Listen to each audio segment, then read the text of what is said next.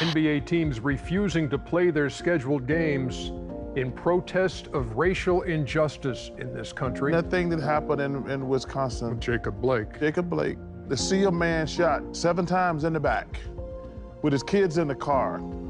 If that don't upset you, you don't even have to be black. All you hear is Donald Trump and all of them talking about fear.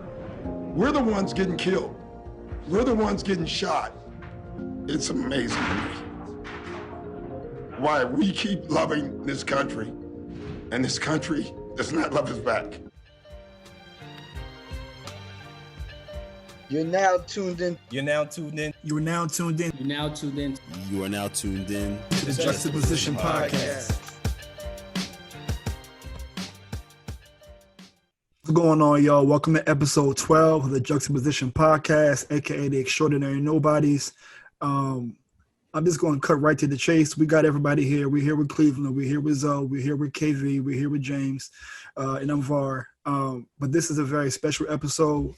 This is an episode that was not our scheduled episode. In recent events involving Jacob Blake in Kenosha, Wisconsin, we decided to make a pivot to have this very important conversation about what it's like to be black in a relationship with black people and policing. So real brief, as Zoe alluded to earlier before we began recording, I'm assuming that everybody's good, but I just want to go around just to, get a pulse check to see how everybody's feeling overall with it being a tough week. So you can start it off. I'll start it off. I'm doing okay. I'm alive and well in comparison to some others. I'm okay. So it'll be a decent week, decent weekend. Spent some time. Saw my peer mentor Alejandra this weekend. So shout out to her. And we just kicked it, had a great time, and that was that. How about you, Cleveland? Cool. I'm all right, man. It's like I had a good week. I'm coming off of a vacation, coming back into work. My staycation was cool. Didn't do much, just a lot of reading, a lot of chilling. But events such as what just took place in Kenosha kind of like take the air out of you a little bit, make you frustrated all over again.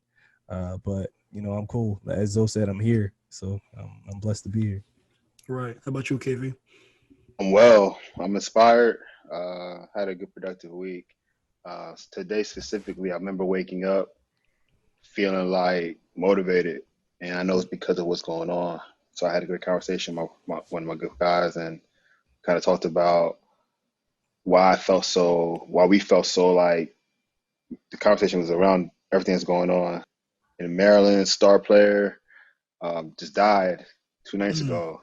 Motorcycle accident. I'm talking about this kid's a gem type of guy. You know what I mean? Like, just kind of has that personality and did all, beautiful kid, and lost his life. So with that and what's going on with those things, like just a lot of energy has been kind of like refueling me, and I'm inspired in an interesting way. I didn't even know about that. Do you know his name? Man, I feel sorry I don't remember his name. I didn't play with him. He was 22. He came in. He was Lamar's, which was a good friend of mine. He used to coach him, and he was like yay high, underweight. Swore he's gonna play D1 and proved everybody wrong. Did that, and literally was like that guy, national ranks and state track, and just a great kid. A kid that apparently the way Lamar expressed it was, you want your son to be like this kind of kid. You would hope that your son kind of bears those type of characteristics, humility, but grit, but all of the things you would want from your son. He was kind of like that kind of person. And I think the community in the area has felt the loss of just an important person. And so a little bit of that sprinkled with, and he was riding a motorcycle. So it was unfortunate, but between everything that's going on in the world, just fuel. I'm fired up. Thanks for that. James, how about you? Yeah, there was a lot of crazy things going on in this world. 2020 in general, like overall, has just been wild. But this week specifically, just another injustice that's happened is kind of made a little somber. But seeing the NBA playoff games that was going on today, and the players taking a stand by protesting and not going out to play today, I thought that was pretty cool. And seeing one of the hosts on TNT walk off to stand with the players and with their decision not to play, that kind of made me feel a little bit better. Seeing people in those positions take a stance and be on the right side of history. So I kind of thought that was good, made me feel better, but still a little somber. Feel bad for the families affected, and then people losing their lives while peacefully protesting, because of ignorance. On the other side, it's just crazy. Yeah. But hopefully we can kind of drive past this. I do want to, although we are somber, I do want to give you a birthday shout out because you were blessed enough to see another year. So definitely love and light to you, bro. Because happy belated birthday. Happy birthday.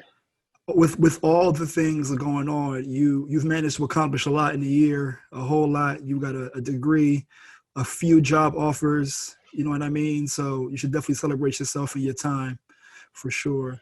Yes, I appreciate that, good brothers. And definitely blessed to still be here, man, because as you can see, your life can be taken from you in the blink of an eye. And for me, I mean, my week was cool. I just feel like I think I can speak for everybody when I say we're sending prayers to the family of Jacob Blake. We are happy to know that he is alive, and reportedly he's stable.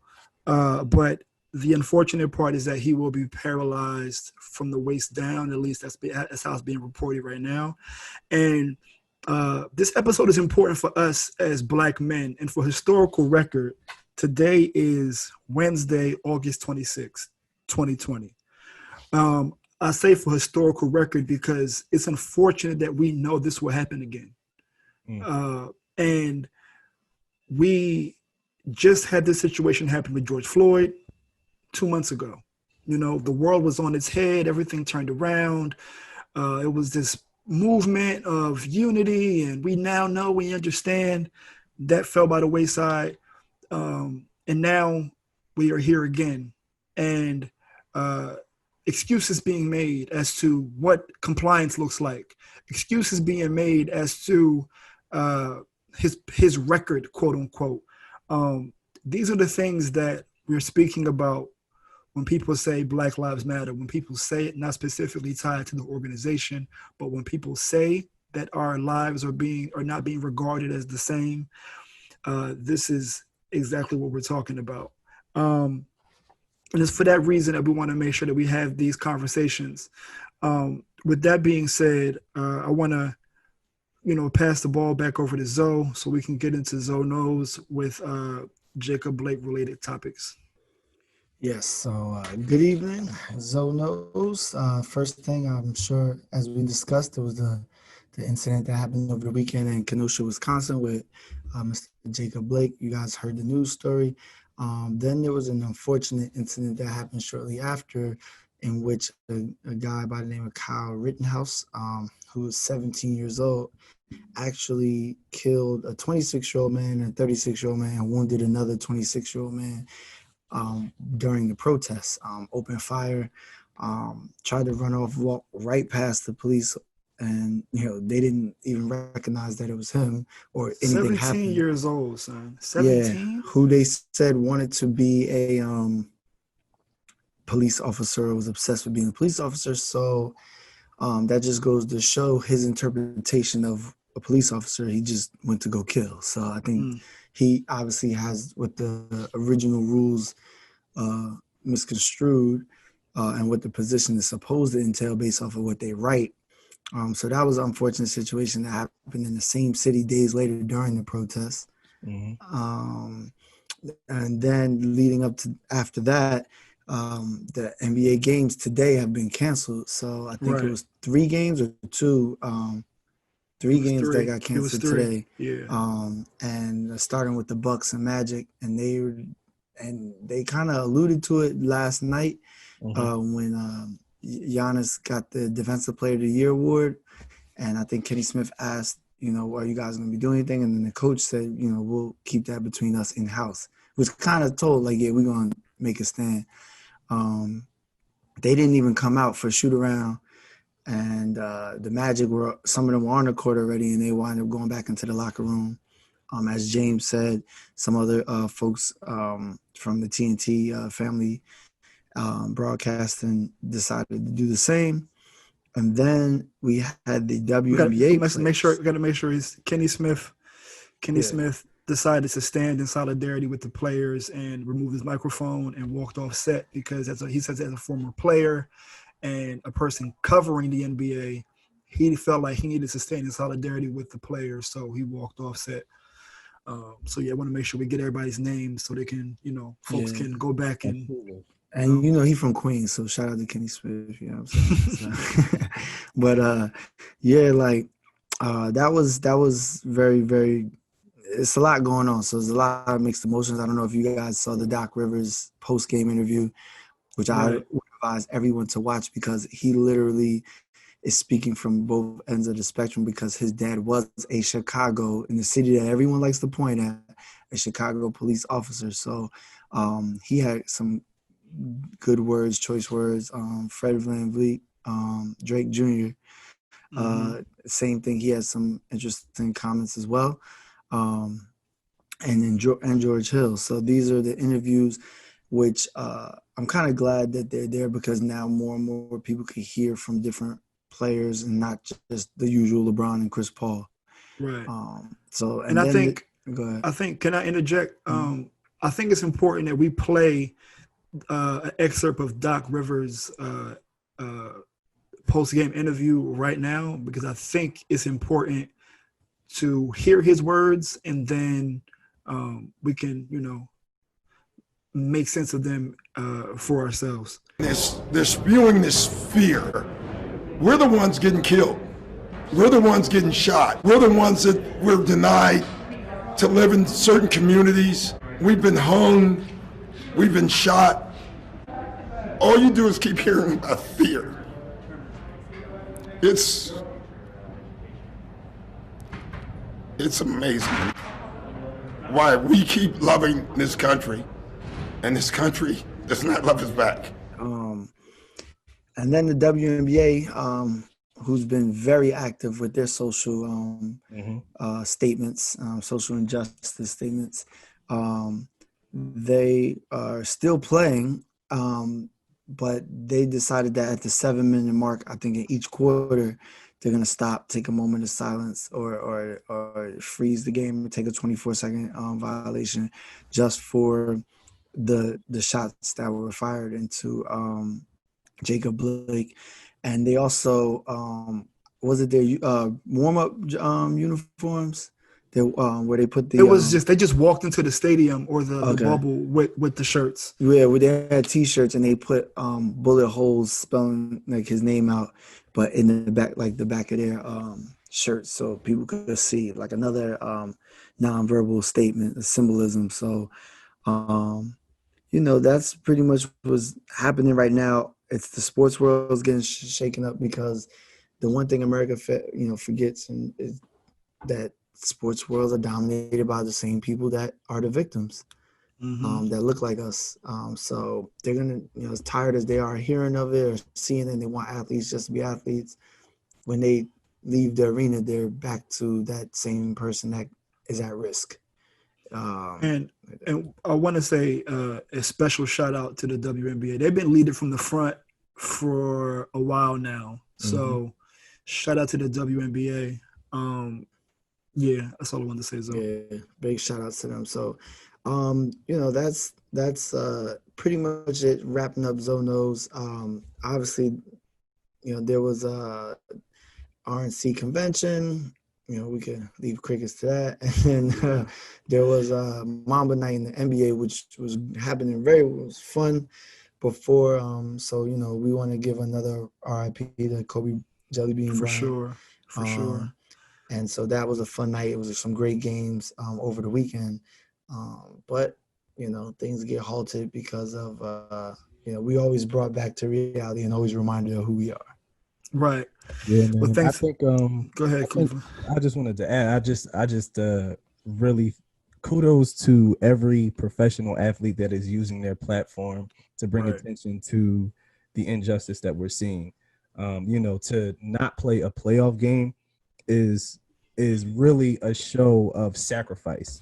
Yes. You know what I mean? It's one thing to not play a game, and even shout out to the Detroit Lions who didn't practice. I think taking a stand and saying we're not going to do what we do to make a living as a protest is nothing to be taken lightly, man. It's amazing that we're seeing it, and this goes down in the history books as one of the most notable protests that we'll see. Hopefully, we'll see in our lifetime. Hopefully, there won't be another need for another moment like this. But just really kudos, shout out to them, man, because that's a big move to use your platform in that way.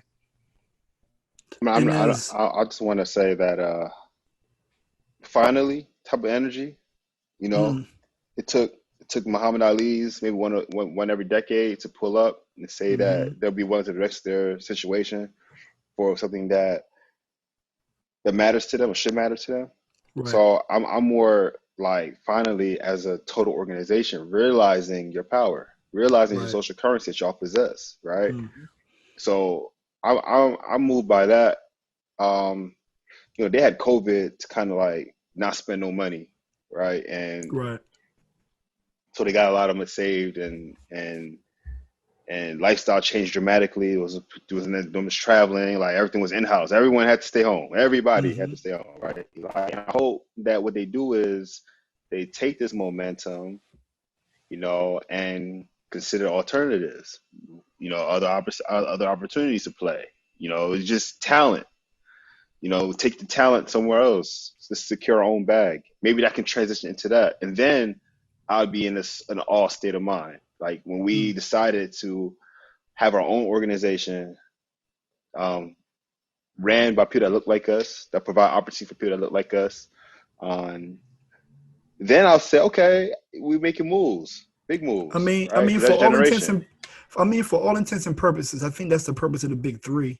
The big three is adjacent to what you're saying. It's not 5-on-5, right? Yeah. Right. It's on its way. It's a foundation. Sure. I don't disagree. I think they figured it out something closely to give people an alternative. But I think it's a good step. But finally, it's my reaction. You're not wrong. And it goes to show that all you need is a basketball court and some cameras, and you can compete with the NBA right now. That's the thing. When you're talking about social currency, I mean, you get 5-on-5, some cameras in a basketball court. That literally is what is happening in the NBA right now. There are no fans. Bring all the top athletes. Bring the Russ. Bring the KDs. Bring the LeBrons. Bring the Stephs and tell them. Not just now, but they realize that. They realize their power, and it's just a beautiful thing to see that flex. Like, all right, like at the same time, it's just a meme. I don't know if this was J.R. Smith's actual words, but I saw something with J.R. Smith that said, "Okay, since you don't hear us, now you can't see us." Like it's as simple as that, I love that. Like, know your power, know your worth, and flex it for something positive. And I think to Kev's, let me just interject right quick, James. To Kev's and Cleveland's point initially, this is around the 4-year mark of Colin Kaepernick's initial preseason kneeling for the flag. And something that resonates with me is Tommy Smith and John Carlos. I worked at San Jose State. I didn't even know until I worked there that they were running for San Jose State when they were Olympians. And my office was right outside of their statue. So every day I went to work, I passed their statue. So it's something to be said. And now, of course, San Jose State doesn't let you forget about their contributions to American history. But seeing those statues literally every single day, and these men are both still alive, was powerful. So to Kev's point, once every generation, once every decade, there's a few people who sacrifice their lives and their livelihood for that. We wouldn't be here if it wasn't for the Muhammad Ali's, the Tommy Smith, the John Carlos, the Colin Kaepernicks, and even the Craig Hodges. from the Bulls, who, all these people who have paved the way for activism through sports. So my fault, James. Go ahead. Now, what I was kind of want to get into, and I think this might be a segment that we can get into later on, is while these athletes are using their power to, or understanding what their power mean by not playing, and kind of the money that impacts that with the NBA as a whole. But what exactly do we think we can expect is going to happen by them not playing, right? So, like, what power, or who are they going to be able to influence or drive to influence to make real change, right? So what is the NBA going to do, or the owners going to do to prevent themselves losing money? Because, of course, the players are going to sacrifice losing money if they don't play. They don't get paid, right? But then if they're not playing, then the NBA won't make money because they won't have TV sponsors. Right. They would then end up maybe even getting sued by people who paid them money for the TV rights, like ESPN and TNT and TBS, whatever, wherever they play. So they would end up losing money, which they don't want to do. So I can understand where that's coming from. But what do we really think the NBA, or do we really think the NBA is in a position of power to be able to entice change from the top down? I think so. I heard Chris Webber. Chris Webber has this really moving interview today that was just impromptu. There's a line to the money, clearly, right? You articulated it. It's from the players. If the players don't play, ESPN can't broadcast. If they can't broadcast, the ads can't be used. And something that Stephen A. Smith said is that what we have to remember is the players don't donate to these political PACs and these people, but the owners do.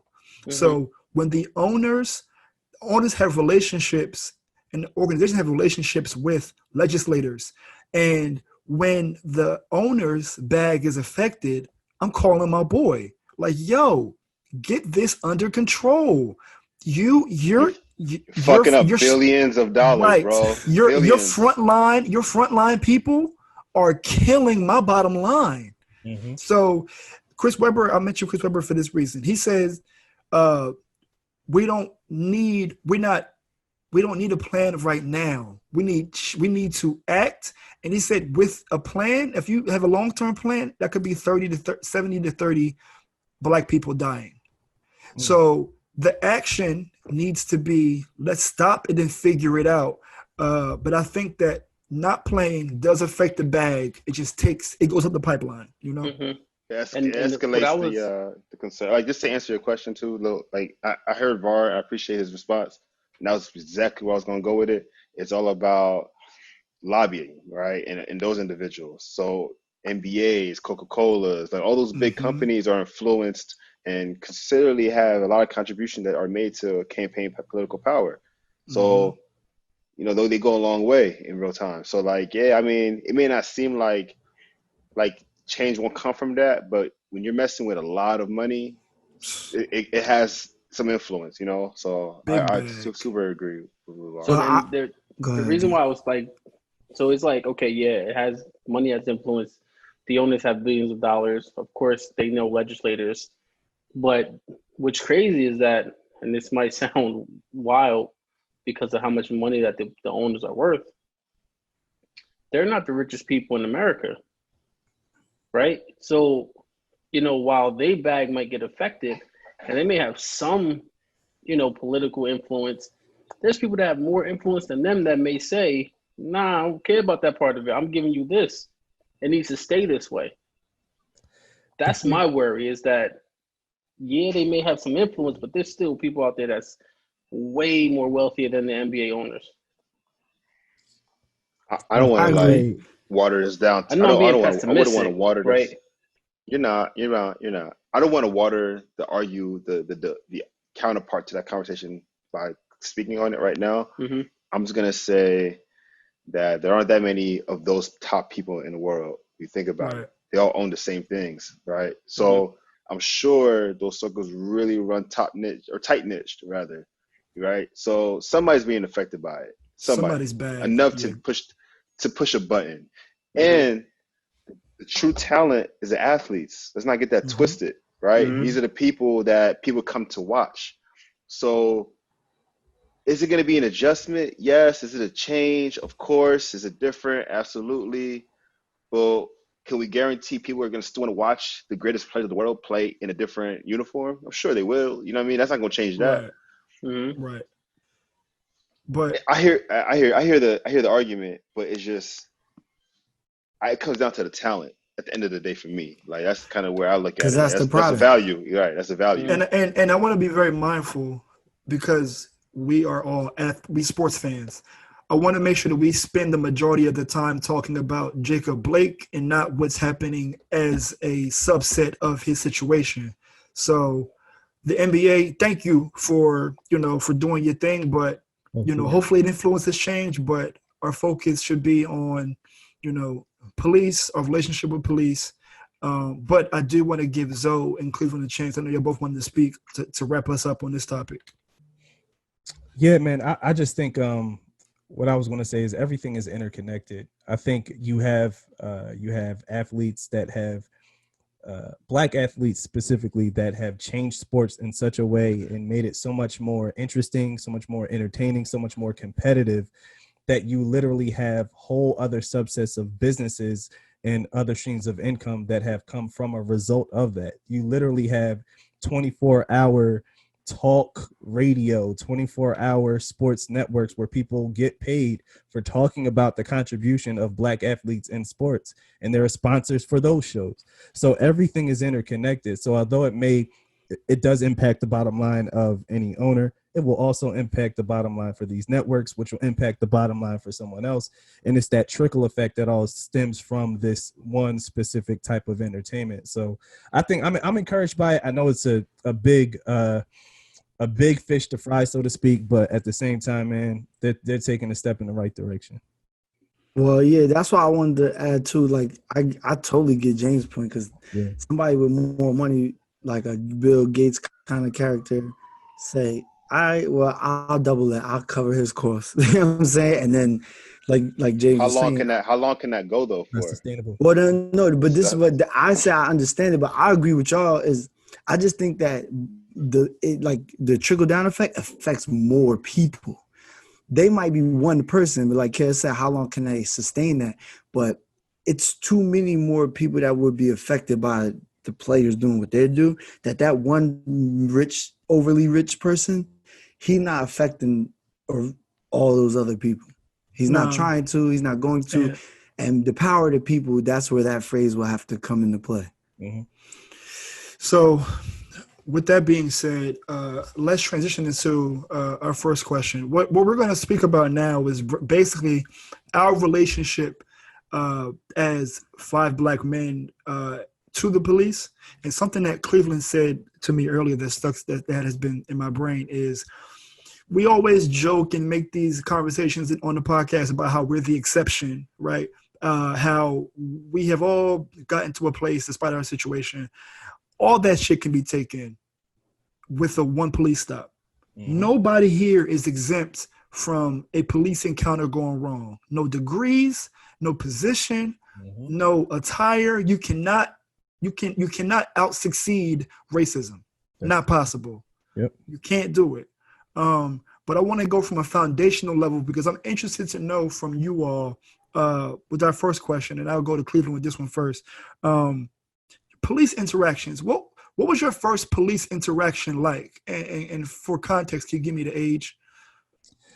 Yeah, man, absolutely. I'll go with the one that sticks out in my mind the most because I can't remember like legitimately what the first interaction was. But the one that sticks out in my mind the most, I was a passenger in a car with my cousin. I wasn't even old enough to drive yet. I was about 15 or 16 years old. I was in the car with my cousin. We were driving to another cousin's house, pulled over by the police. When we were pulled over, we were immediately told to get out the car. Got out of the car, not knowing why. They said that we were suspected for doing drug deals in the area. They searched the car. They searched us. They found nothing. Then the one officer proceeded to tell me how I looked like someone who fled the scene of another fight, and then began to describe me. Well, what does this person look like? Oh, about 5. I wasn't 6 foot yet. About a little under 6 foot. Glasses, dark skin, I'm like, so you're looking at me and describing me. That's very convenient. But it was at that point where I realized, like, yo, this is legitimately real. I lived in a suburban town, but I still was harassed, pulled out of my vehicle, searched, you know what I mean, for doing nothing at all. I just want to add that there's a pattern, and we can get into this another day, but that actually happened to Cleveland another time, but where he got well, that one was actually funny, but not funny, but it was kind of an awkward situation where somebody did that and described him to the law enforcement while he's standing, like, looking at him, and he had this on, look at him, he had that on. So I don't know why that keeps happening to you, but it's very, very weird. It was just convenient. And in this situation, it was clear that he was lying. They didn't find anything in the car. They were reaching for something else. So he made up a story and then literally described me as the person in the story. I'm like, that's something else. But that's one experience I've had. So what I do want to preface with, because I want this to be another question, don't talk to me about the conversation you had with your parents yet. I don't want to know about your personal experience with the cop. James, you got one? Yeah, I mean, I was 14 years old. This is the first time I had a gun pulled out on me by police. I was literally, this is in Passaic. Literally walked out of my house with a friend of mine. If you're from, the urban area, if you will, you know that there's chicken spots, as we call them.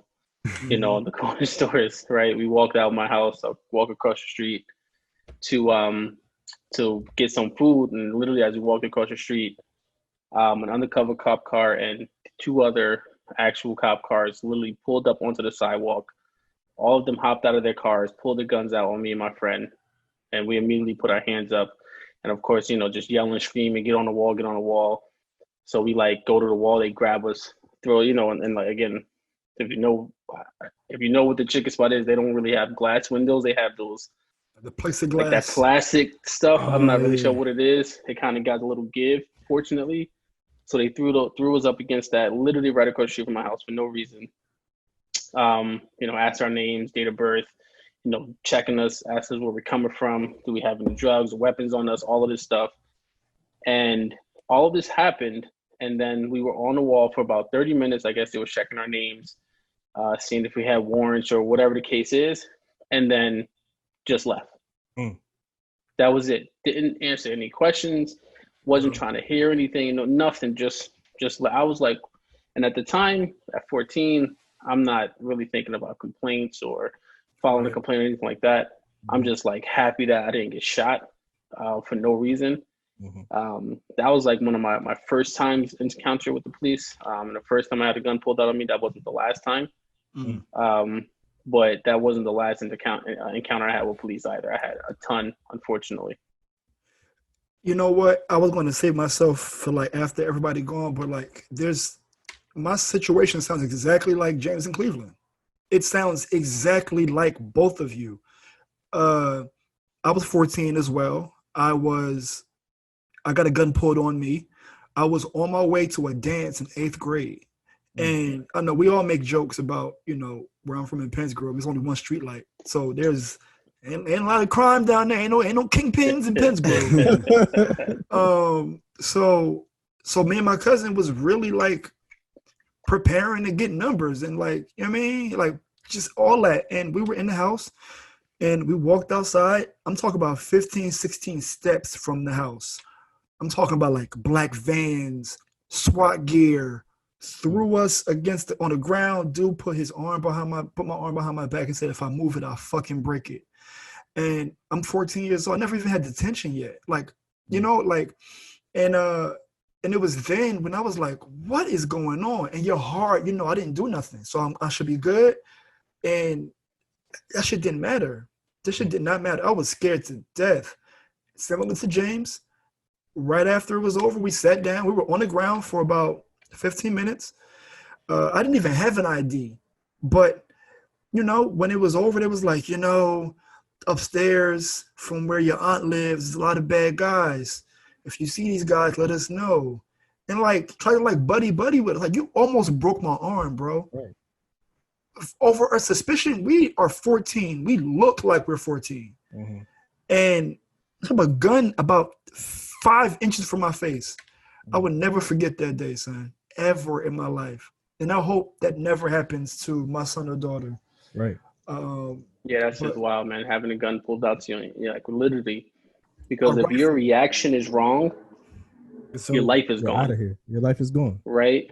And that's where you kind of like have to know how to respond in those situations. It's crazy how you have to act like you're in a war and know how to respond when a gun is pulled out on you, Bro.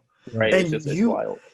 you're a child. With no Like, training, by the way. No At training. 14, you think like, I'm lit. Bro, we were kids. Kids. That probably was my first time seeing the gun, to be honest. But anyway, KV, how about you? It's funny y'all say 14, man. I think that's just like a magic number. Mm. I might have been 15. Take that back. Summer. And I remember when we went to a park, and we were at this particular park where it was like right across the street, where it's more of a nicer neighborhood, but we on the other side, so it was like we easily bleed into that neighborhood essentially, right? So it's known that if a cop pulls up, you got to get out of there, and that was just like real protocol. Not thinking about it in hindsight, and it was like 12 of us in a pack group of guys. And I remember one of my boys was just like, "Yo, pop 5-0." He yelled it loud. Everyone skirted. Everyone kind of started taking it off the bikes and start moving around. I was naive. I was like, "Man, I ain't do nothing.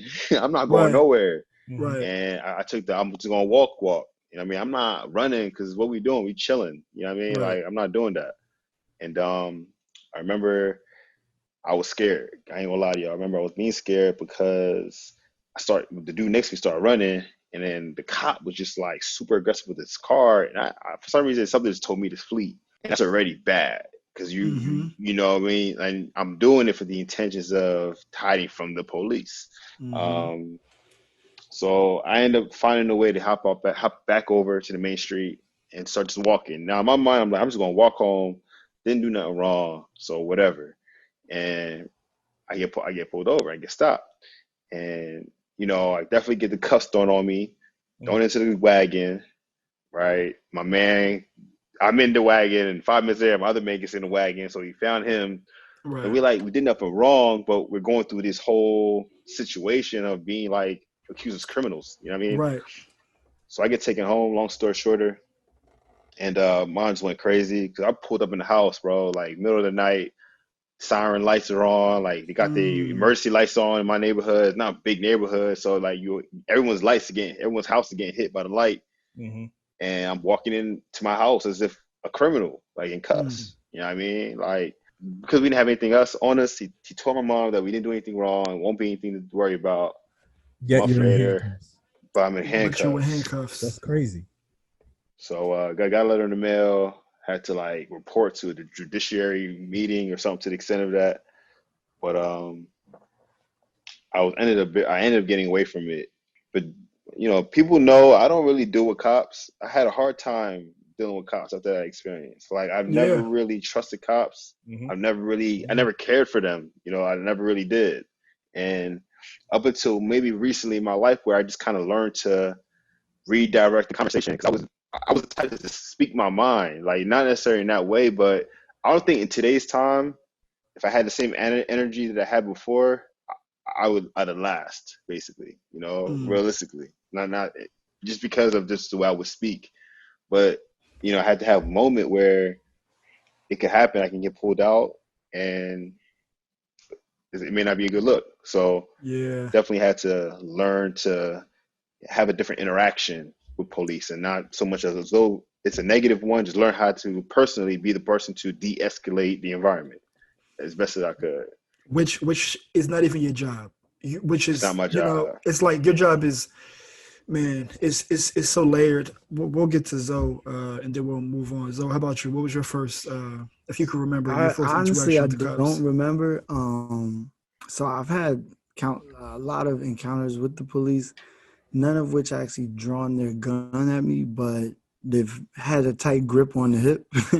Yeah, I mean, I'm like, okay, where are we going with this? And most of them really came when I was like started driving for real. Yep. That's what I was going to get to. Yeah, not necessarily. I didn't have any because we moved so many times and we kind of got out the hood as to where I would be walking down any street. By the time I was 14, I was somewhere where they didn't have no sidewalks, so there was no walking down the street in Jackson or South Brunswick like that. But well, in that case, but let's shift the conversation. I want you to go first, though, because I know that your parents are very intentional. If you are watching this or listening to this and you're not Black, you may not be familiar with the talk. And all of the things we were speaking about just now are pre-license, right? So this is ironic. All of our interactions with the cops happen before you got a license, right? How ironic. Mm-hmm. So when you do become a certain age, 16 in New Jersey, 16, 17. you will be behind the wheel, and you have to be prepared for your interactions with cops. Not just your interactions, but how to survive interactions with cops. So what I want to know from y'all is, did your parents have the talk with you? And if they did, how did it land on you? And like, how did that make you feel? So Zoe, you can go first. Well, I'll say, yeah. I mean, I had an aunt that was NYPD. So, that obviously was a little different in New York. But my parents had not the talk. They had several talks. And like how you said, they're very strategic and intentional. Yeah. The first conversation, I was probably like 3 or 4 years old. My mom asked me, like, what do doctors do? I'm like, they cure people. What do firemen do? They put out fires. What do cops do? I said they die. Like, that was my answer. Because at that time in the late, in Queens, it was known for shooting up cops. I mean, Peter Gunn said it in the Uptown Baby song. Like, that's kind of what was on the news. So it was like, all right, I witnessed the news all the time with something crazy going on with cops. Then as I got older, they had another conversation. If we're ever in a situation, obviously prior to my driving, I didn't get my driver's license until I was in college due to my educational, push forward. You was a smart guy. Yeah, something like that. So, like my first semester at Ryder, Cleveland was my ABC taxi. So I didn't really, I didn't have no license until the January. But my mom and dad always told me, like, no sudden movements, don't get loud. The goal is to make it home. You let me deal with the case. You let me deal with whatever it is. If they do something, they beat you up, they do whatever, you get their name. Or hopefully they don't give you a ticket, but if they do, then we'll go based off of the name on the ticket. That's my mom's rule, is make it home and we'll deal with it accordingly, because I need you alive. I mean, it's not natural. It's not natural for parents to bury their kid. That's just my mom always said. Like, it's not. Right. So we're not going to help them with the unnatural state of living. So we're going to continue what we're doing. I got plans for you. You're going to, do. So when I started driving, it was, so how some people put their stuff in the glove box and everything I got is literally on the little sun visor thing. You do that. License is never even in my wallet. Like, when I get now, it's on my cell phone case. Like, I got that shit right there, and then my phone is usually on the dashboard on the little holder with the little magnet, so I can just slide that joint right out. Here go the license, registration, insurance, and that's before they even get to the car. So when they get to the car, I'm like this. I'm already holding it in my hand. They don't gotta ask me for it. I don't even want you to ask me, because I'm not making no moves. It's right here, windows down, all four. And I did get cursed out a lot by my parents once I got my second car, because obviously when you're early 20s, you want tints and all that. And tints is never that's a target in itself. It's like drawing attention. Yeah, especially in like out of school, we lived in Trenton and in that area. So, I mean, I've had interactions that weren't too pleasant. And I even asked one of our friends, like, yo, why is it that cops pull you over and they got the attitude? Like, yo, you about to ruin my day, and you really want to come in with the anger. Like, I just want to know what happened. You know what I'm saying? So that was my talk. I had several talks, but it was just, no sudden movements. Forget hands on the steering wheel. You got one on the steering wheel, but the other one, just have your documents. Don't even let them ask. It's right there. How about you, James? Did you have that talk? Did your parents have that talk with you? It wasn't so much like a talk, but in that nature, like making home, stuff like that. It was more like, just don't give them a reason to pull you over. right? Don't, like, whatever you do, try your hardest to obey all traffic laws, stuff like that, so that there's no reason to get pulled over. But it was about compliance, though. So it was about, if you are pulled over, no matter what, just comply. And as Zoe said, make it home, right? It was that simple. It wasn't, it wasn't much of a talk, but it was just like, listen, because when I turned 17, I had got a car basically my senior year in high school. And, sometimes once you get a car, you're still in high school. Yeah. People can try, sometimes, you get you think you got a little autonomy and a little freedom. Right. And stuff like that, which is not the case, but Not you want to Still have had a that. leash. Yeah, you want to have that conversation. Like, listen, like, don't give them a reason to pull you over because you're still young, and they try to take advantage, especially of young kids. They try to put them in situations to either make up a story with them, to arrest them, whatever the case is. So eliminate them pulling you over, and if they do, just show them your documents, do whatever they ask you to do, and then just come home, and then we'll deal with it then. Yeah, man, that's tough. That's super tough. That whole make it home piece is like, it rings super true. Before I give my perspective, I want to hear from KV and Cleveland. Go ahead, Cleveland.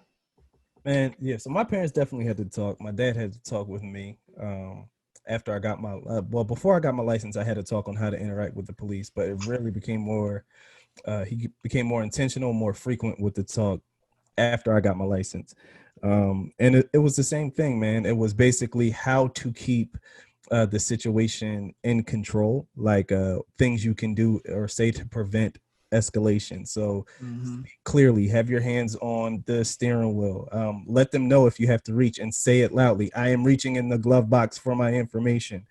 These are all like tips that he gave me in order to make sure that the situation didn't escalate. And I think the saddest part about it is, like, we were trained to learn how to de-escalate a situation from people who are actually supposed to be trained on de-escalating a situation. At 17 years old. Yeah. 17 years old. And it's just, wow. You're trained to survive.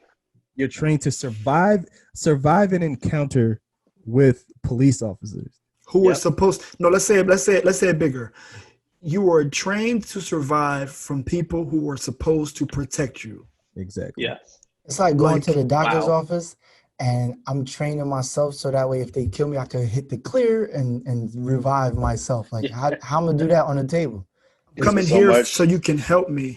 Yeah, even so much as like trained to diagnose the right medication for yourself so they don't poison you, basically. There you go. Yep. It's crazy. Me cooking my own fries at Five Guys. But no. I got it. It's crazy, man. But yeah, wow. But like I had several talks with my father and my mother about it, and yeah, man, how to survive an encounter with police. It was a talk for sure. How about you, KV? Man, I felt like my talk was really not even a conversation. It was be careful, be safe, don't do anything crazy. It was like, it wasn't really too much talking, to be 100 with you guys. It was really, I think, in reflection, it was more or less like lessons along the way that you put together. Yeah. And more so too, though, it was really like, my parents really tried their best to like put us in a position where even living in the hood, they tried their best to make sure Trenton High is really around the corner from my house, like minutes away, bro, like walking distance. I was probably super close. If I would have went to Trenton High, it would have benefited me because I was 3 minutes of walk, literally. But they did sacrifice, right? And that's why I appreciate for what they did. It forced us to have conversations with other people. It forced us to kind of like be outside the neighborhood and not be on the block because all my friends sold and they did what they had to do. But I think the biggest of it was for us was just comply when you get pulled over, was just give them what they need type, So it's unfortunate, man. This is a sensitive conversation, but I could appreciate it. So for me, the talk was a little different, and I could be transparent here. The talk for me was about guilt by association. my parents were obsessed with making sure that my friends were, Solid. not involved in the nonsense. But it was because of some experiences. My mom got in trouble because her friend had drugs on her when she was in the car. So literally that whole guilty by association was like a real thing. So by the time I got to drive, my mom wouldn't even, y'all know, y'all been in my car when I was home. I don't let people smoke in my car. Like none of that. Like I don't have, like none of that stuff can apply because I can't have any smells if you smoke and you like, nah, bro, we can't do it. Like we can't make that happen. If you just smoked or you were about to smoke, no. So I learned that. I learned it that way. But and that has its privileges, but it also has its like anxiety because you don't know who's in your car and what they got on them if you get pulled over. And that was traumatizing for me. And this is a question I want to ask y'all too. Can anybody like articulate the anxiety you have when you see those red lights behind you? Like what, if you're not watching this, if you're listening to this, everybody's face dropped.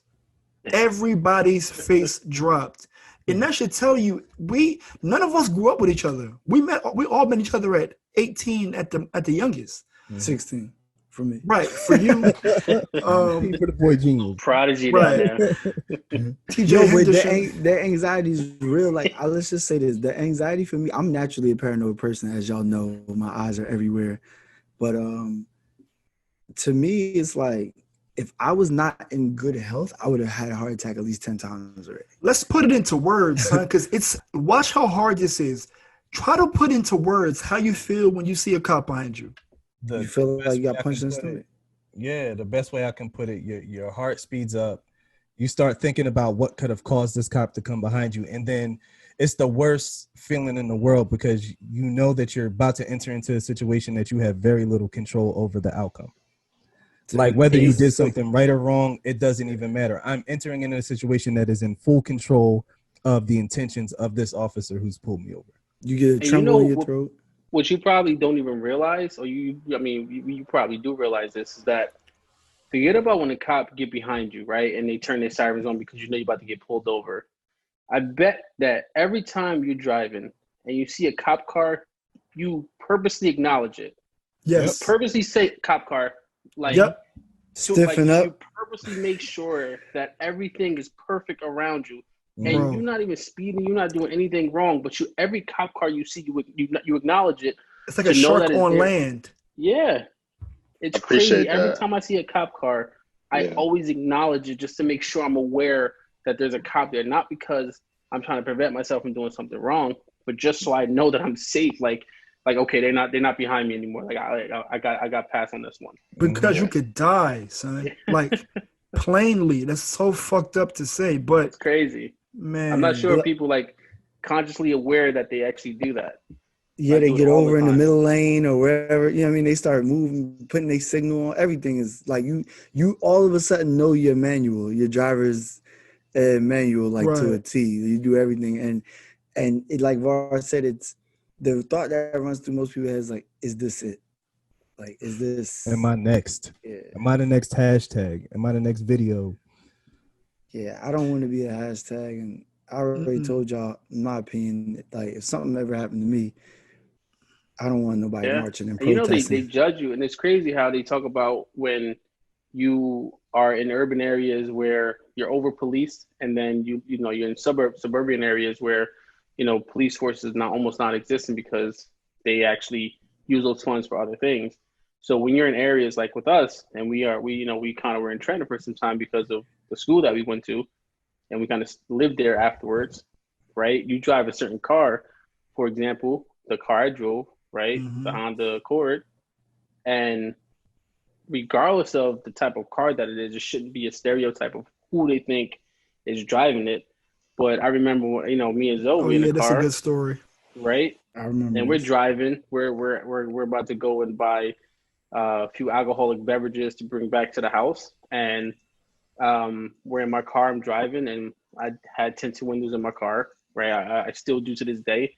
And now I drive a Mercedes and don't ever get pulled over for tinted windows, right? But when I had a Honda Accord with tinted windows, I don't get pulled over, Hold right? on, And don't James. say that was a flex. I can't I let that had go. to. No, I I know had to this make is a a point. serious. I I had to- couldn't. coming. I had to. I saw I had to Cleveland make a point.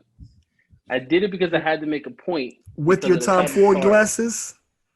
We're gonna leave those out of this, but He ain't have them at the time. Because- He ain't have them at the time. I Okay, had to I'm say it because sorry. I was trying to make a point, right? Because Tell I him drive what a we were Mercedes with wearing, tinted though. windows. You gotta. That's what I was getting into. Yeah. So when I'm driving, I get pulled over. Cop comes up to my cop car. Cop comes up to my car, but before I even come up, I roll the windows down. He comes up thinking he about to see I don't know what, and Big Meech. I'm in the car, right? And this is a time where you had like the sweater and the button up Argyle. underneath it with the tie, the Argyle at the time. This is like 2008, right? Mm-hmm. So he comes up and literally is surprised and literally says, "Oh, I didn't expect to see you guys in there." I'm like, "What?" What are you talking about? Yeah. What does that mean, sir? So I'm like, fortunately, I guess because the way we were dressed, we didn't look like whatever he thought we were supposed to look like. So I give him my license registration. He doesn't even go back to the car. He just started having a conversation because I immediately threw out, "Hey, we're students at the College of New Jersey, blase, blase, this and that." He was like, "Oh, my daughter goes to TCNJ," and we were able to have a conversation. Unfortunately, he just let us go. But he literally pulled us over a preconceived notion of what he thought he was going to find in that car, which is crazy. Yo, Right? his That face. was an illegal stop. He had no reason to stop us. Yeah, we didn't do nothing wrong. We were actually almost pretty much parked. We had pulled in front of the store, and his face said it all. Like you know how you take a step back with the eyes wide open, like oh shoot, like what y'all doing in here? Like what you mean this the car? Like, and I don't know who he thought he was gonna run into, but he definitely everything, his emotion, his everything was written on his face. He word vomited, said it blatantly. And I wish there was, I don't even know if body cam was out back then, but I wish I would have had the recording of that one. Yeah. Yeah. Crazy. It's to me, it's the anxiety of having a cop behind you, or to James's point, seeing a cop is indescribable for me, and you don't understand until you have to explain this to coworkers who may never have experienced this. And now I'm being taken element to explain something to you that you may not have ever heard about or had to encounter. Like, my palms get sweaty instantly when I see a cop. And you begin to think like, none of us do crime, son. I begin to think like, is there anything in my background that may come up? As if I just robbed a bank yesterday. Like nothing, right? Like I'm involved in nothing illegal. But I begin to think about like a big wheel that got crashed when I was 6. Like, why am I thinking that deeply about something? Yeah. Right. All of that stuff kind of goes through your mind. And I am very much interested in the accumulation of trauma as that for us and what that means. And this is from one thing. This is from a cop being behind you and a cop stopping you. They don't know how they're affecting you. They don't know the sight of those lights send my whole body into a frenzy, essentially. It's like it's traumatizing, son. And even I can't speak for nobody else, but in Jersey, they take your license and they'll be in that car for about a half hour, boy. At least they make you wait. They'll be watching the game, at least the first half, just to piss you off. I don't know if that's a tactic or not. But I want to transition to one thing, and I want to get before y'all transition. I wanted to say because James made a good point. Because I don't feel the anxiety when the lights come on. That's not a surprise. You already know, because now you got to be on your P's and Q's. You got to make sure you're not going over 55 or you're not going underneath 55. So you're making sure you're doing everything that you got to do is right. You are following the book at this point. You feel what I'm saying? You're by the book. And that's anxiety within itself. Because now you're stressed about making a mistake and not just driving as a normal person. And that's to me when it's a thing, so everything you guys said in terms of James specifically with that Honda occurrence, that's perception. right? That was what essentially we were taught. We were taught that you have to have a certain kind of perception to avoid police interaction, basically, Yep. right? Like the way you carry yourself, the way you walk, the way you dress, what you have on when you're driving. Like those are the things that we were given. So like that was a talk. That was a talk that we had, right? That was another Essentially, talk. in big picture. Yeah, I it's fell like this for it. perception, right? Yeah. And Don't wear no do-rag. so that right, don't wear the hat. So that is what I was getting to express, but we never had that conversation. But like that's kind of Kev, where I think we highlighted can that go moment to there. me. I think we can let's go there. Has anybody had experiences? Did you think that you can out educate certain circumstances? Did you think that you can out succeed? Yeah, for sure. Certain circumstances. I'm gonna tell you guys a story real quick. When I was living in Jersey, I was going through a frenzy. Like it got to a point where everything was just going downhill. Like my license was suspended. I was just like driving like with suspended license because I wasn't paying a ticket or I didn't care to pay this ticket particularly. And I remember I got pulled over and I was like 7 cop cars pulled deep type of vibe, right? So here I am in my mind. This is when the first incident of police brutality was publicized within our last 10 years, because it's been about 10 years since this kind of thing has been going on. Well, let's say like 10 years realistically. Like I can't remember exactly what happened, but I remember like getting in the cop car after like just kind of remaining calm. I was with my friend and I told him to take the car, whatever, come get me type, right? And so I wasn't worried about getting out. I knew I was getting out, but I remember getting in the car. I remember asking the police officer, "Were you nervous?" Wow. I asked him like, "Yo, were you nervous?" He said, "What do you mean?" I was like, like with everything that's going on, you see 2 black guys. Like, did you feel like you had to defend yourself? Like, were you nervous? Like, I forget exactly who died just most recently at that particular time. His response was, "Nah, you guys seemed cool," or his thing was, "We seem, like we Good weren't, calm. yeah, whatever, calm." Yeah. So the de-escalation for me was to know in my mind I didn't do nothing wrong. Okay, I got to get out. I'm going to get out. Let's just get over with this process. Do what you got to do to me now so we can get to where we got to go so I can get out. Like that was just the thought process. And so you got to outsmart them there. You got to play according to their hands and knowing that just go. I hate to say just go, because who wants to just go to jail, right? Like who wants to offer themselves to jail? But the less resistance, the sooner the process gets over with in real time, right? So if there's any of a plan of action, it's cooperate. It's really what we're saying, And I don't know how that sounds. I don't know how that feels. I don't know how someone's going to take that, because if you don't feel guilty, then why should you cooperate? Essentially. Yeah, Kev, that's a fire point. Specifically, the last point where you said, "I don't know how you're going to take that," because there are some of us who feel like, I didn't do shit. The hell I'm like, cooperating for? What are you doing? But I think also what Kev is saying is like, despite, they put him in handcuffs for a suspended license. Like on its surface, that doesn't make real sense. Yeah. Like taking me to jail because I didn't pay a fine, like that doesn't make real sense. In real life, without the law, it doesn't make sense. But if somebody is doing that, if they're like, you pulling me over for something nonviolent, like why are you acting like this? Like you gotta deconstruct, to me, sometimes like the law and like reality, because sometimes it doesn't even align, so. Well, that goes back to what I said with how you come in with the attitude. Like you're about to potentially ruin my day. Right. Dig in my pockets with some type of fine of some sort that you think I did some type of road, whether it's speeding or turn signal or a tail light out, whatever it is, which I think that's the worst ticket ever, because when do people just check the back of their car?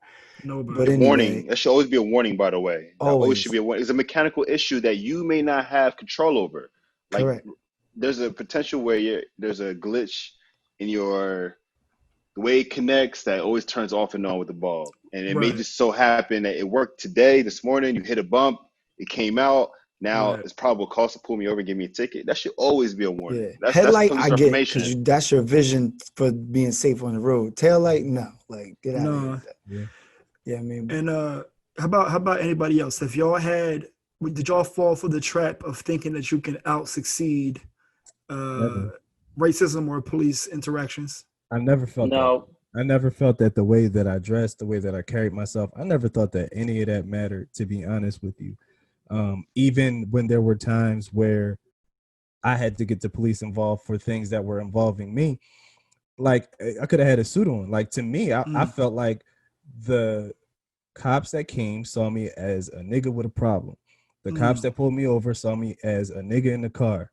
Like, I never felt that what I wore or how I spoke would ever be helpful to me in getting out of a situation, because it could be just the opposite. It could be, who does this guy think he is? Yes. You know, It could be that type vibe. So, like, I never thought that, man. Like, I mean, maybe I'm a bit pessimistic in that regard, but I don't think that they see me as anything other than, only because of this. All right, so you just mentioned it, Var. You live in Penns Grove. I grew up in a suburban area. James grew up in a city area. Kev grew up in a city area. Like, I lived in both. They'll transition back and forth. Yeah. But, like, all of us have similar experiences, no matter what the type Where of we at? we were in. So it goes to show the perception has nothing to do with what you're wearing and everything to do with the color of your skin. Like, so as long as the skin is, as long as I'm wearing this every day, this beautiful melanin that I'm showing right now, like, that's all that they see, and that's what they draw their perception off of, in my opinion. I fell for the trap. Yeah, Go ahead, I want to say I that. did too. I want to say that, of course, I'm playing super devil's advocate because I'm not a police officer, right? But when you go to work every day and the only person you're victimizing and attacking are people that wear hoodies, baggy jeans, and Gore-Tex, and those are the people you always find drugs on, you always find a gun on, you always find just probable cause to bring this person in. And this is what you deal with every day in inner city, right? And this is true story. If you're a great kid who just into that style of fashion, you're probable cause to get pulled over because of the hoodie you're wearing, the jeans you got on, the little bop that you got on with the walk, and what's on your feet. You're more of a probable cause than a person, you know, in that same city area dressed as if that person is going to church, you know, realistically, right? And I understand, like, the interactions aren't different, but the probable cause are always first by perception, right? It's always that's the probable cause. It's what they like see, something. right? Yeah. It's an issue. I have a reason to say this, you know, like, I don't believe entirely that being dressed better or look differently stops anybody from still being a racist. I don't think that's what I'm saying. What I'm saying is people tend to treat you differently based off of how you present yourself, right? And to James's point and Zoe's point, when they were in the car, his reaction was, I was expecting to see a dude in a hoodie with a puffy coat, maybe with a bubble, right? I expected to see that, right? Some dreads with some gold tips. I'm gonna say, yeah, because it was a Honda, dark tints. It could have been just some dreads, gold tips, braids with the fronts. I expected to see that, right? Right, but because I didn't, my reaction was slightly different, and it caught me off guard. I may just have a different attitude now. My attitude has changed towards whatever feeling that I thought I was gonna get myself into. So it's just perception always plays a thing. Like, even for us, it does. You know, like, I don't know. My issue is that we're always the ones doing the work. We're always the ones having to adjust, to teach, to change, to do, and they don't think about nothing but just going outside and doing stupid stuff. Like, and why is my style criminalized? Because, I mean, white boys wear hoodies too, and they wear Jordans. No, fuck that. The people who are doing the real dirt have suits on. The people who are doing the real things, and I know that Kev's playing devil's advocate, it's not towards Kev. The things that the people who are doing the most harm to this country and to people of any skin color wear suits. Yeah. And that's a fact. These people are politicians, they're bankers. These are the people who continuously take and do not ever get prosecuted. hedge You know what I mean? criminals or stuff. Glamorized criminals is Mhm. what we could call it, because even when you look at movies and think, not even movies, but real life mobsters, when you look at the Al Capones, when you look at the Right. Lucianos, They dress they sharp. wore suits.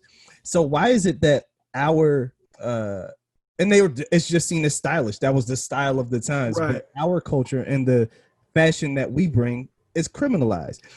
We wear a hoodie and a hat, we're a thug. Someone else wears a hoodie and a hat, and they're a sports fan if it has They're cold. But we know that though. That's Well, the benefit, is that we know that information, right? It's like, But do we have to change because of that? now you got a choice to make. Now Hold I'm not on, gonna but get that's away the with fight choice. that we got to fight. We're 30 something. So we gotta, when we had the hoodies and the Omavis and the Gores, we were I ain't had 14, that. 15. I was cheap. The thing is, to Cleveland's point, when those attributes or those articles of clothing is on a kid from I don't know, Pennsville or Lawrence, Lawrenceville, yeah. he's stylish. Mhm. He dressed like, I don't know, Ludacris at the time. So it's like, I'm not saying that was Clothes wrong. shouldn't be a death sentence. It's clothes. Yeah. No one's saying. I'm not agreeing that you No, guys have I missed the just point. pointed The out. point Yeah. isn't that is right or wrong. That's the reality. I can't help Correct. that, bro. I didn't write that. I didn't design Right. that. I'm just speaking it because that's truth, Yeah. right? Because the reality is, and I would love to have had this person that come on a call to verify this. Like, you're trained. You go to work. You go to work Mhm. every day to do a particular job. right. You become this person that does this type of work. So this is your reality, right? And sometimes your distinction and your judgment is clouded by habits and what you do on a day-to-day basis and what you know and how to react. Essentially, this is reality. This is their reality, and I'm kind of Right. taking a sneak peek behind their eyes to say, if I was that person doing this job, I feel as though, given experience of doing other things, that I know this will become a normal habit, right? That I see this person wearing this thing designed this way, so I assume I can make a prejudgment and I can, make an assumption and here's my evidence, right? I can do that. So yeah, I mean, when you're in a particular neighborhood, you're confounded to pretty much the same culture. The culture doesn't have too much diversity that Right. doesn't allow you to make a distinction when you're The having good a kids perception. and the quote unquote bad kids wear the same thing. Yeah, Right, but the right. thing A is, lot though, of that that's the society. problem, though. That's the It's a problem big that we problem. face. It's a big But problem. that's how people die. That's not on the onus of the person who's wearing it. I don't care about a cop, and if every day a cop pulls over a car that's a black Honda Accord, and every day for 10 years that a black Honda Accord had a gun in it, right? So every time they pulled over a black Honda Accord for 10 years, they always found a gun in it. The next day, if they pull over another black Honda Accord, they cannot assume that there's going to be a gun in that car. I don't care if that's what, they learn, that there's a learned behavior. If that's You the can't case, say that. I got a question no, for I you. can say that because that's their Okay. job to not be biased. Mm. They're getting paid for, this is not something, this is not normal citizens. People are only human. One, two. But for a cop, you just can't be human. You don't have the right anymore to do that. To human And if error. your Hold on, actions, but if your in between- actions dictate that, then that's the problem. And then Human if you nature- act on that, Yeah. but if you act on that and you then shoot someone because you thought something was going to happen, now you need to be held accountable. That's Sure. what I'm talking about. And I agree. I'm not even like on a whole different pole with you. I'm happy you're passionate about it, because my question is, as someone which you do at your job, at your work, when you're presented a same scenario multiple different times, you pretty much know what this person needs, given the algorithm that you are faced with. I'm not, I want to go into the details, but I'm sure you can create imagination where there's something that can happen where you can pre-conclude what's going to happen based off of this person's history, whatever else, the resources, assets. You can kind of figure out what's what, right? Same thing with a person who works behind law enforcement. Like, they have the same algorithm, the same process that they have to, that they assume. It's a different framework. It looks different, but it's the same, right? And that's But the at human James- aspect of it. At James's job, nobody dies though. No, but people lose a lot of resources, possibly if it's For not sure. if it's not done with with a mindful intent. If it's done with a habitual intent, Well, not a caring intent, with a selfish the reason active why I intent, disagree. There's something in between both of what y'all are saying, right? The thing that I see that's in between what you both are saying is the fact that there are officers who we have seen have discernment for the same behavior in different skin. So white folks be wilding out, wearing whatever they want to wear, and not even so much as arrested, don't even get roughed up or allowed to proceed with their day. And Kev, what you're saying, but that's what I'm telling you. Like, I don't want us to get to the point where people are feeling like we're defending police officers and their wrongdoing. I want to make that very clear. Where's the defense happening? This is not defense. There are people there. This not just us talking. There are people listening. So devil's advocate in this situation is bigger than just our conversation. I want to make sure it's very clear. We are not defending or seeking to defend police officers who have an extreme bias. I want to say that because that needs to be said. Well, the thing is, that's clear. That's obvious because I can't help but to be black, right? And I can't help that even if I tried. So my thing is speaking from a devil's advocate perspective just allows you to understand some of the ideas and thoughts processes that other people have. It's easy to be prepared to stand one side. It's easy to do that, or not to say prepared. It's easy to react. Rather, the benefit to us as black people, and I've always been saying this, is that we have double consciousness ability. We every day have to think about what white people think about us. You have to think about what another person think about you, bro, every day. So you cater yourself a certain kind of way. You tailor yourself a certain kind of way, just so the perception is tasteful. You got to have the ability to think about how other people think about you, bro. Yes. So a lot of other people don't have that ability. So now thinking about it from that perspective, I look at it as a gift. You know, I'm it is, but it also it's traumatizing. Maybe we don't feel it right now. Yeah. You know, but obviously different people have different ability to absorb it. My thing is too is like that double consciousness. I think it can be a gift and a curse. I think the gift is we can actually do it, and it can potentially make us more aware of things. But the curse is like, what if you didn't have to have that double consciousness? Like, what could you be accomplishing with your full energy and your full focus on one thing? Like, what's the X-Men character that kept turning herself from blue to make herself look regular, and she got weak because of it? Like, because you're always trying to worry about what other people are seeing and what you have the ability to do. Like, I think it's just not fair for us to have to carry that. I think anything negative can be turned into a positive and can be leveraged towards a positive, but at the same time, that doesn't mean the initial intent was for it to be positive in the first place. And then when it comes to like dressing in clothing, and like if you carry yourself a certain way or one way or another, like, oh, the bad kids wear this and the good kids wear it too, you get confused.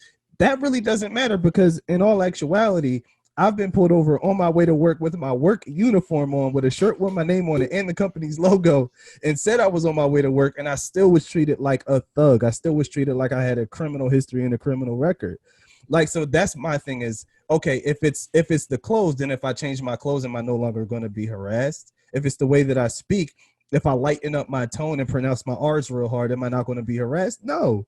Like, I'm still going to get harassed. Like, and that's the thing that I have an issue with, is it seems the only common factor seems to be the color of your skin when determining how you're going to, how an interaction with police has the potential to go. Well, that's the theory. The theory is that, and other people's ignorant defense is, if we do everything, nothing will happen. We'll survive the encounter. Will be everything. If you comply, if you don't wear this, if you none of that is true. You had Philando Castillo who complied and told them, I have a gun. Wasn't even the driver. You see what I'm saying? It's all these situations. Y'all keep making excuses and changing the goalposts. You see what I'm saying? Keep pushing it back. If you do this, if you do that, if you wear this, if you wear that. And every time there's some ignorant ass cop that just, we just going to debunk that whole theory, because we're going to shoot the kid in the suit. We're going to debunk that whole theory. We're going to shoot an 11-year-old kid. That, you know what I'm saying? We're going to debunk this whole theory. The NRA and you're licensed to that rule is only for one type of people. You know what I mean? They keep debunking the theories that they're giving us to do. They're telling us, here, do this, you'll be okay. And then someone goes out and does the complete opposite of that to make sure you're not okay. And it's like a lose-lose. It is a gift and a curse. Because we're like chameleons, we have multi-talented. We've always survived. Because I always say if the roles were reversed, a certain species would be extinct. I think because they don't. It's not in their nature. They or don't will have to to. They do. don't know how to survive. Yeah, so they they wouldn't exist. But it is what it is. But I do agree. I do understand what Kev is trying to say. Is like we didn't make the rules. We just got to play by it, pretty much. And it's unfortunate because a lot of those rules, like some of the opposition of like what Kev was saying, is some of those cops. They're not even from this area. Some of them aren't even on the job long enough to have that many interactions with people in those outfits or things of that nature. They're just going based off of what they saw on TV and what they heard. And I think there's like I mentioned before, there's a discernment. I think people, just like to James's point earlier, or Kev's point when he said like, were you nervous? I feel like people, they can sense when there's danger, right? So if you pull up to a kid with baggy jeans, some boots, and a hoodie, and if their first words you say to him and they get aggressive, all right, it's fucked up. But now your aggression has put yourself in a more extreme situation.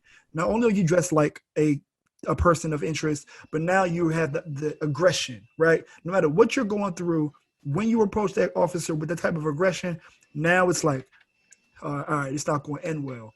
But first of all, we shouldn't even be approached. Man, That's my point. That's what I want to get to.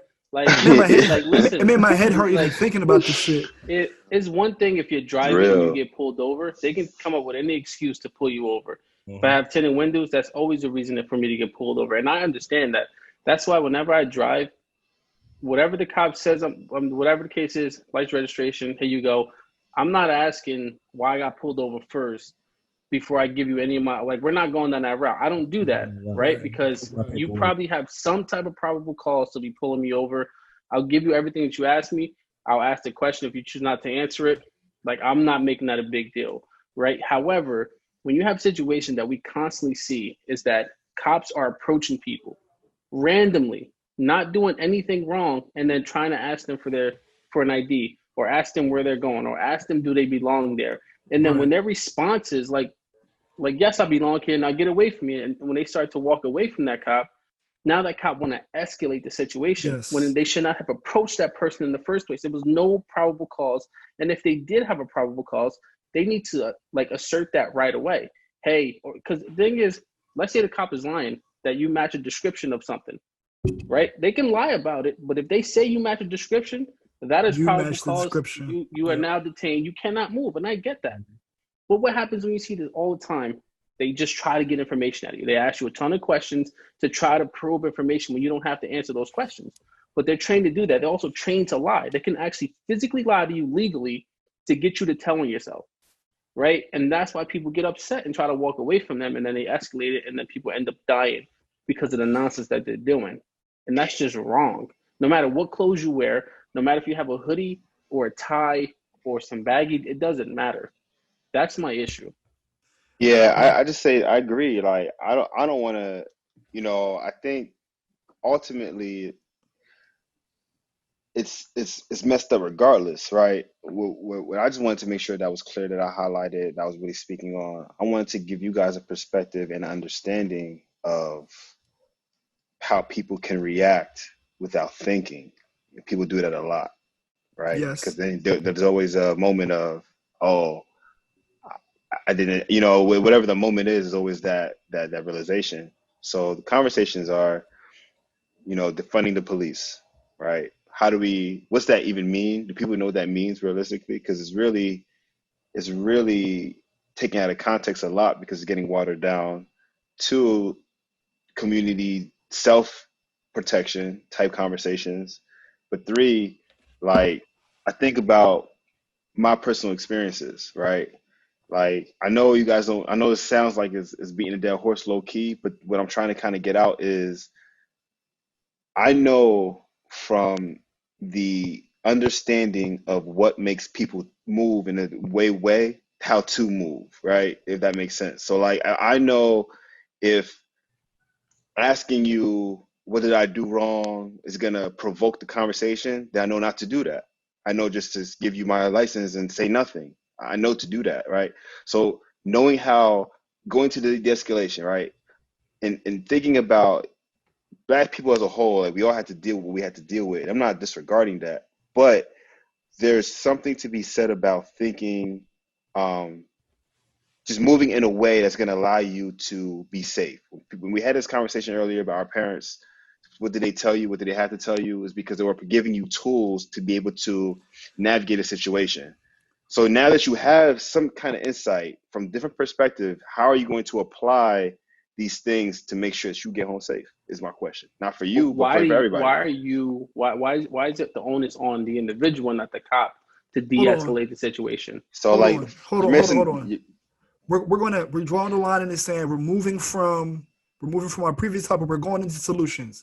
Kevin offered 3 possible solutions and he's asking us questions regarding how are we using our experiences plus what we've known about the police in order to survive. So I want to make sure we draw a line in the sand between what we talked about before and how we're moving towards solutions. So I don't think the solution is for the person to be complicit when they know they did nothing wrong, right? Because again, I'm not talking about when it comes to driving a vehicle, because there can be 1,000 things that you don't even know that you've done wrong that you can do wrong when you're driving a motor vehicle, right? But that also goes, so if you're on the passenger side of that motor vehicle, you should not be asked any questions, right? If you're sitting on that passenger side and you have a seatbelt on the entire time, you know you did, you've done nothing wrong. So you should not be asked any questions, and you don't have to answer questions. You also don't have to provide ID because you've done nothing wrong. So when a cop comes up to that passenger side and asks the passenger for a driver's license, they shouldn't have to give it to that cop. But that goes into us knowing the law, which is a whole nother subset. I understand that, but most people know that if you are in the passenger side, you've done nothing wrong. You don't have to. You're not the one driving the vehicle. You don't have to provide ID. You don't have to answer questions. But when you don't answer questions, then cops want to escalate it, right? Their job is to de-escalate situation. Why is it on me to do your job? It's not. And I shouldn't have to just give him your ID if nothing is wrong. Why do I have to do that? Why does my name have to go into some type of database saying that you pulled me over? Why? Right? That's not on us. So that's not, for me, that's not a solution, right? A solution has to come where we need to be able to set up stuff in certain communities, however this is funded, and that can come from defunding the police. And that doesn't mean cancel police station, police force. What wasn't the solution, just to be clear? Complying when you've done nothing wrong. Hold on. Let's define that, because comply. We should all comply, and what comply really means is just to not escalate further. And just what we mean by comply for Black people is like keep attending to, get this motherfucker your shit, and just relax. Right? As I keep saying, when you're driving, when you're behind the wheel, no matter what you think you did or did not do, always give your ID.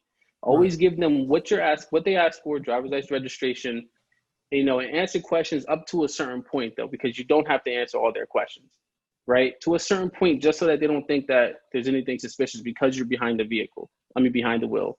There can be 1,000 reasons why they pulled you over, whether you think you've done something wrong or not. So I think at that point in time, you do. What I'm talking about is when you are on that passenger side or in the back seat or walking down the street or just hanging outside your house or anything in that nature. You're saying to not comply, or you don't have to comply? You don't. If you're literally doing nothing wrong, you do not have to comply. It's not on the onus of me to say, okay, here's all my information just so you don't do anything wrong to me. Why not? No, the cop should not, because the cop should not be doing illegal things. It's illegal for a cop to approach you without probable cause, period. I think we're talking 2 different languages. I'll tell you why. So Var's question was, well, what can we offer as a solution? That's where I was coming into next. It's providing people with understanding the law. So I think that's a partial solution, but to be honest, here's what I think. I think everything that you said, James, is true, but I feel like everything that you said is is not as much as a solution as it is like, here's how you survive.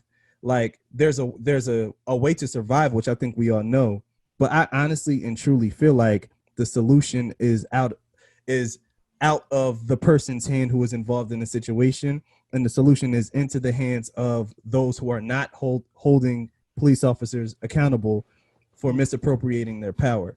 I think the solution is beyond us. I think the solution is we should vote the right people in, but people who are doing this, the police officers who are doing this need to be held accountable for the things that they've done, and that is what's going to lead to the solution. I don't see the solution being incumbent upon us, because we all have been in situations where we've done nothing wrong and you had a gun pulled on, nothing wrong, and you had your arm twisted and threatened that they were going to break it because bad people lived above you. We are not in charge of providing the solution. It's those who are not enforcing these laws and not holding corrupt police officers accountable for their actions or in charge of the solution. So we can talk about what we can do to survive and what we need to know, and I agree with all of that. I do, but I just don't see it as the solution, because we've been trying it for years and nothing is working. People got to be held accountable. It seems like I appreciate Kev's perspective, because Kev is like, here's how it is now. Deal with that shit. We got to figure out a way to deal. James is coming from the perspective of, well, we shouldn't have to. And this is the problem. This whole situation, both arguments are true. We're not equipped. We just spoke about the doctor. Why, if we have to diagnose ourselves before the doctor misdiagnoses us and gives us the wrong medication, we are in the position where we need the medication. It never serves you right when you go diagnose yourself. Right. It doesn't serve you in any capacity. But I do want to continue this trend of us at least proposing solutions from our perspective. Like, we're not experts. We're just proposing solutions from our perspective. And James, I don't know if you want to wrap up your point to make sure that you get your solution out there. Yeah. So for me, it was more about, when we talk about quote unquote defund the police, it's not about disarming police and knocking down all police stations and firing all cops. And no, that's not the case. It's just allocating some of the millions of dollars that's allocated towards police and use those towards other things. So maybe part of the solution is not having any kids who are outside for the cops to even approach in general, right? Maybe we have additional programs for them that they can be part of. So that's not happening in general. Or when there's other situations where cops do come into encounter with people, and is non-threatening, non-life-threatening, it doesn't have to be necessarily a police officer. It can be somebody else. Or maybe use some of those funds to send police back to some type of training where maybe we can take those biases out of their mind somehow, right? Do something to where that the punishment or the onus is not on the individual or the person who's oppressed. Put it back on the oppressor who is doing the actual wrong, right? I get it. We need to survive, and complying helps you survive. And I understand that wholeheartedly, because I think for most of my life, I've done that, right? But it gets to a point where you get fed up. Yeah. Like you get tested and you get tested and you get tested and you keep complying and you keep complying. And it's like, when is enough enough? And it gets to the point where you can no longer comply. It just doesn't work anymore because you continuously be harassed. Right. You just can't do it. And I know that there are people at that point right now. And I know there are people who are nowhere near that point, right? But when you see all these comments, just comply, you won't die. That's just crazy to me. No, that's not the truth. That's not true. Any other solutions we got? And before I open back up, defund the police has a poor marketing strategy, to be honest. They need different words to describe, what it actually entails. So, yeah. I looked into a little bit of it, and I'd say that it's on the same lines of what James mentioned, but it does also may include pulling away rifles, the conversations around that, because essentially like riot gear. Yeah, like more old school version of what police look like, with just a baton and for protection. But nothing to enhance their power that they have, so to speak, right now. So I mean, it has a lot to do with just resources for sure, but those resources get allocated differently, and then they won't be able to, maybe not enough cop cars are present, maybe more bikes, things of the nature of that. So it has a whole spiel of unpacking that it needs to be done. And that's just policy, essentially trying to figure out the best ways to make this thing a new thing. And to go on to James's point previously, I guess this would be my solution, is there needs to be a happy medium between, Kev also said this, happy medium between the community and the police of that community. Yeah, the interaction. And interact and education around the law. Imagine how powerful it would be if your local police station taught kids about the law instead of thinking that they know it or are breaking it somehow by existing. There needs to be collaborations. There needs to be collaborations around that. We had to write a book. And I also think that it's about it's about holding police accountable, because the more police are held accountable, right, the less likely they will be to perform these not so good acts. I apologize. The less likely they are to do that. And what happens is, if you can take some of those funds that's allocated for riot gear or allocated for these huge tanks that they have in these small towns for no reason, right? If you take some of those funds and then you create an oversight board that's the community, is built from the community, and that community members who are part of that are trained around the law, are trained around what cops are allowed to do, not allowed to do around force and things like that. And anytime there's complaints, it goes to that community oversight board. And they're the ones who determine what happens, not internal affairs where cops are investigating cops, or the attorney general who works with these cops every day are investigating these individuals, right? That's how you can have more accountability. But you're not going to have that with the town not allocating funds or people not behind that. But that accountability needs to start. I agree. I just want to add that the reason why I do see the funding aspect working, because then you get more selective with the people that you're putting on the field. Because you have to it just, things kind of get, they gotta be trained right. Consolidated. Yeah. So I mean, it's a start, but I definitely agree with you. I think it has to be more. It can even be stuff where cops need to live in the town in which they police. Right. It can be that. It can be, you have to have lived in that town for a certain amount of years before you can even think about joining that police force. You got cops who are cops in Newark, and they live in the most suburban town ever. Yep. They don't know nothing about the community. Getting their kicks off by harassing man. Right. What? Simple things like that will work. As we leave this conversation, because James had heat, James gave us like 4 or 5 very tangible solutions. What we're saying is that we're hurting. These situations that we got going on right now, are irrational, are traumatizing. It's a lot going on. And I'm hoping I could, turn to my brother to provide us with some midweek motivation. So Cleveland, go ahead, take it away, bro. Man, so for today's motivational moment, I actually want to talk about the power of identity. And I want to use as a backdrop a biblical story that a lot of people know, where the children of Israel were guided by Moses out of bondage, and they crossed over the Red Sea into the promise that God had for them. But I really want to focus on what actually led them into bondage. And in the backdrop of this story, you had a new king who came up in Egypt who didn't understand the value that the Israelites had to the history of that country. But what he did understand is that the Israelites had some qualities that he could leverage to his benefit. He also understood that he was fearful of the qualities that the Israelites had. And then on the other hand, you had the Israelites who had completely lost touch with their legacy and with their heritage, and they didn't have any idea of what their identity was. So this Pharaoh saw qualities in Israel that Israel didn't see in itself, and that's what led Israel into bondage. So the lack of knowledge of their own identity allowed them to be controlled by something that was not only less than them, but also by something that was fearful of them. Now here comes along Moses to bring them out of bondage. And the first thing that Moses does is he reminds them of who God is to them.